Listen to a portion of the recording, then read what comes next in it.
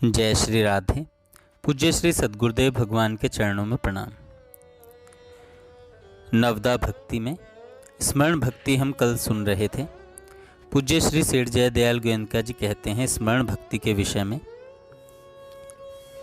श्रीमद् भागवत में कहा है, जैसे दीवाल पर भंवरे के द्वारा रुद्ध किया हुआ कीड़ा भंवरे के क्रोध के भय से उसका स्मरण करता हुआ उसके समान ही हो जाता है, वैसे ही माया से मनुष्य रूप धारण करने वाले परमेश्वर श्री कृष्ण भगवान का वैर भाव से भी बार बार चिंतन करते हुए बहुत लोग निष्पाप होकर उनको प्राप्त हो गए हैं।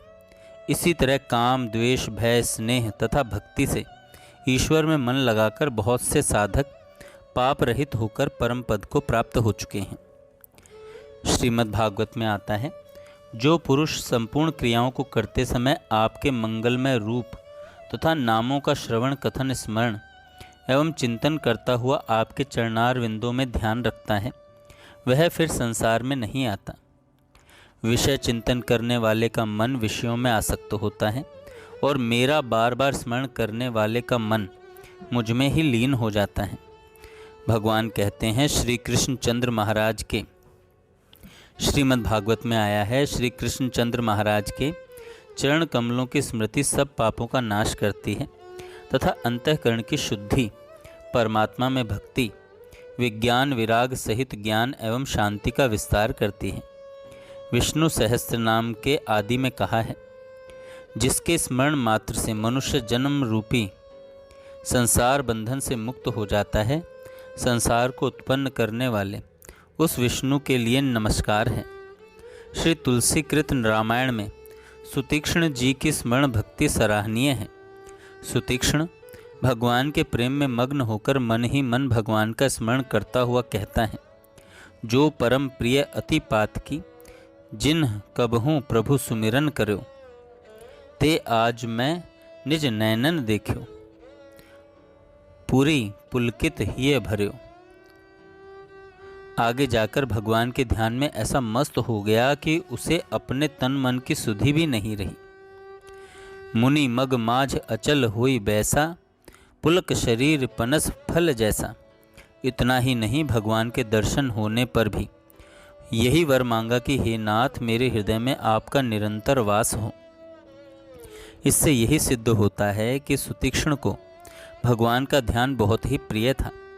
इसी प्रकार स्मरण करने वाले भक्तों के शास्त्रों में बहुत से नाम आते हैं, किंतु सबका चरित्र न देकर केवल कतिपय भक्तों के नाम मात्र दे दिए जाते हैं, जैसे सनकादिक, ध्रुव, भीष्म, कुंती आदि स्मरण भक्ति से ही परम पद को प्राप्त हुए हैं। इसके अतिरिक्त नीच जाति वाली भीलनी एवं जटायु पक्षी को भी भगवद स्मरण से परम गति मिली। गुण, प्रभाव एवं प्रेम सहित भगवान के स्वरूप के ध्यान के समान इस संसार में शीघ्र उद्धार करने वाला और कोई भी साधन नहीं है। प्रायः सारे साधनों का फल भगवद स्मरण है।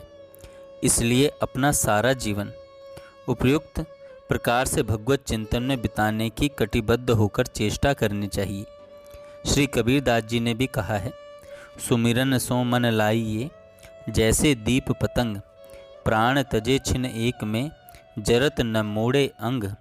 सुमिरन सो मन लाइए, जैसे कीट भिरंग, कबीर बिसारे आपको होए जाए तेहि रंग।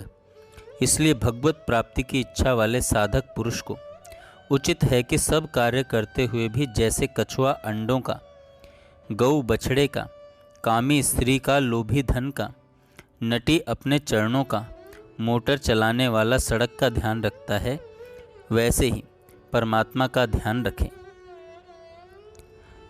जय श्री राधे।